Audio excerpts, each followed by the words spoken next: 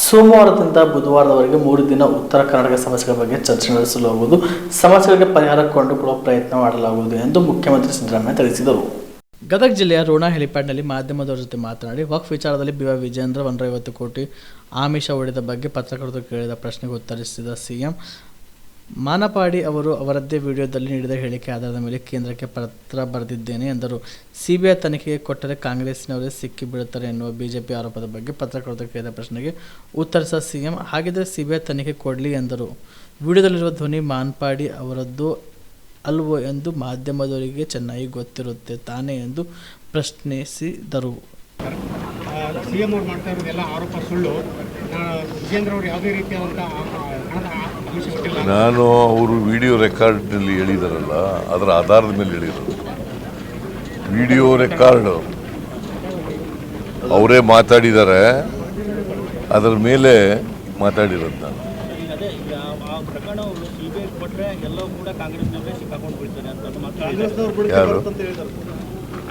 ಯಾರು ಈಗ CBI ಮಾಡಲಿ, ಕೊಡಲಿ, ಕೇಂದ್ರ ಸರ್ಕಾರ ಮಾಡಲಿ, CBI ಕೊಟ್ಟು ಮಾಡಲಿ. ಅಲ್ಲಪ್ಪ, ಈಗ ನೀವು ಮಾಧ್ಯಮದವರು ವಾಯ್ಸು ಅವ್ರದಾ ಇಲ್ವಾ ಅನ್ನೋದು ಫಸ್ಟು ನೀವು ತೀರ್ಮಾನ ಮಾಡಿ. ನಿಮ್ಮ ತೀರ್ಮಾನಕ್ಕೆ ನಿಮಗೆಲ್ಲ ಗೊತ್ತಾಗ್ತದೆ ತಾನೆ. ಈಗ ಅವ್ರೇನು ಸ್ಟೇಟ್ಮೆಂಟ್ ವಿಡಿಯೋ ರೆಕಾರ್ಡ್ ನೋಡಿದ್ದೀರಾ ನೀವು? ಅವರೇ ಪ್ರಸಾರ ಮಾಡ್ಯಾರ, ಅವರೇ ಪ್ರಸಾರ ಮಾಡ್ಯಾರ. ಅವ್ರದ್ದು ಎಲ್ಲೋ ವಾಯ್ಸು ಅವ್ರದ್ದು ಅಲ್ವಾ? ಮತ್ತು ಈಗ ಇಲ್ಲ ಅಂತಂದರೆ ಪತ್ರ ಬರ್ದಿದ್ದೀನಿ ಪ್ರೈಮ್ ಮಿನಿಸ್ಟರ್ಗೆ ಅಂತ ಹೇಳಿ, ಪ್ರೈಮ್ ಮಿನಿಸ್ಟರ್ ಪತ್ರ ಬರೆದಿದ್ದೀನಿ ಅಂತ ಹೇಳಿದ್ದಾರೆ, ಅಧ್ಯಕ್ಷರು ಪತ್ರ ಬರೆದಿದ್ದೀನಿ ಅಂತ ಹೇಳಿದ್ದಾರೆ. ಅದ್ರ ಮೇಲೆ ನಾನು ಹೇಳಿದ್ದೀನಿ. ಇಲ್ಲ ಅಂತ ಹೇಳಿದ್ರೆ ಸುಳ್ಳು ಹೇಳ್ತಾ ಇದ್ದಾರೆ ಅಂತ.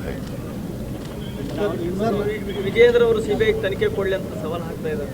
ಯಾರು? ವಿಜೇಂದ್ರ ಅವರು ಸರ್. ಈಗ ಎಲ್ಲಿ ಸವಾಲು ಹಾಕಿದರು? ಅವರು ಹೇಳ್ತಾ ಇದ್ದಾರೆ ಸರ್, ಈಗ ಹೇಳಿಕೆ ಕೊಟ್ಟಿದ್ದಾರೆ CBI ತನಿಖೆ ಕೊಡಲಿ. ಕೇಂದ್ರ ಸರ್ಕಾರ ಕೊಡಲಪ್ಪ, ಅವ್ರದ್ದೇ ಸರ್ಕಾರ ಇದೆಯಲ್ಲ. ಇಲ್ಲ, ಅಲ್ಲಿ ಮೇಲೆ ಕೊಡಲಿ. ಅವರು ಪ್ರೈಮ್ ಮಿನಿಸ್ಟರ್ ಹೇಳ್ತಾರಲ್ಲ, ನಾ ಕಾವುಂಗ ನಾ ಕಾನೇ ದುಂಗ ಅಂತ ಹೇಳ್ತಾರಲ್ಲ, ಕೊಡಲಿ. ಸರ್, ಈಗ ನಾಳೆ ಅಧಿವೇಶನ, ನಾಳೆಯಿಂದ ಉತ್ತರ ಕರ್ನಾಟಕ ಚರ್ಚೆ ಆಗ್ತಾವ. ನಾಳೆಯಿಂದ ಸೋಮವಾರ, ಮಂಗಳವಾರ, ಬುಧವಾರ ಚರ್ಚೆ ಆಗಬೇಕು ಅಂತ ಹೇಳಿದ್ದೀವಿ. ಉತ್ತರ ಕರ್ನಾಟಕ 3 ಡೇಸು ಉತ್ತರ ಕರ್ನಾಟಕದ ಬಗ್ಗೆ ಚರ್ಚೆ ಮಾಡಬೇಕು. ಮಾಡಿ ಓಕೆ.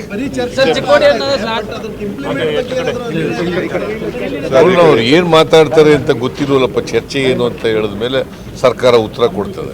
ಚಿಕ್ಕೋಡಿಯನ್ನ ಜಿಲ್ಲೆಯಾಗಿ ಮಾರ್ಪಡಬೇಕು ಸ್ವಾಮೀಜಿಗಳು ಹೇಳ್ತಾರೆ. ಚಿಕ್ಕೋಡಿಯನ್ನ ಜಿಲ್ಲೆಯಾಗಿ ಪರಿವರ್ತನೆ ಮಾಡಬೇಕು, ಇಲ್ಲ ಅಂದ್ರೆ ಮುಂದೆ ಬರುವ ಹೋರಾಟದಲ್ಲಿ ನಾವು ಎಚ್ಚರಿಕೆಯನ್ನು ನೀಡ್ತೀವಿ ಅಂತಂದು ಹೇಳ್ತಾ ಇದ್ದಾರೆ. ಯಾರು? ಸಂಪದಾನಂದ ಸ್ವಾಮಿಗಳು. ಚಿಕ್ಕೋಡಿ ಜಿಲ್ಲೆಯನ್ನು ಹೀಗಾಗಿ ಚಿಕ್ಕೋಡಿ ಜಿಲ್ಲೆಯನ್ನು ಈಗ ನಾವು ಎಲ್ಲ MLAಗಳನ್ನೂ ಬೆಳಗಾಂನವ್ರನ್ನೆಲ್ಲ ಕರೆದು ಮಾತಾಡಿ, ಸರ್ಕಾರ ವಿರೋಧ ಇಲ್ಲ.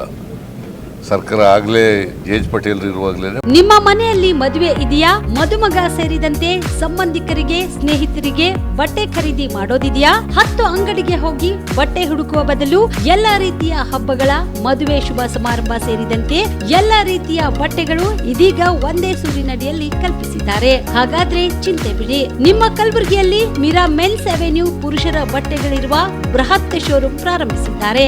ಇಲ್ಲಿ Manyavar, Blackberry, Jack and Jones, Rare Rabbit, Spykar, Indian Terrain, Arrow, Mufti, US Polo ಸೇರಿದಂತೆ ಎಲ್ಲ ರೀತಿಯ ಬ್ರಾಂಡೆಡ್ ಬಟ್ಟೆಗಳು ಇಲ್ಲಿ ಲಭ್ಯ.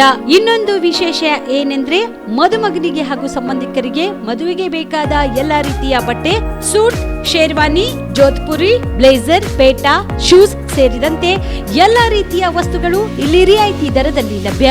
ಮತ್ತ್ಯಾಕೆ ತಡ? ಹಿಂದೆ ಭೇಟಿ ನೀಡಿ. ಕಲ್ಯಾಣ ಕರ್ನಾಟಕದ ಬೃಹತ್ ಬಟ್ಟೆ showroom Meera men's avenue, Lahoti petrol bunk ಮುಂಭಾಗ, ತಿಮ್ಮಾಪುರಿಗೆ ಹೋಗುವ ರಸ್ತೆ, ಕಲಬುರಗಿ. ಹೆಚ್ಚಿನ ಮಾಹಿತಿಗಾಗಿ ಸಂಪರ್ಕಿಸಿ 9916745499.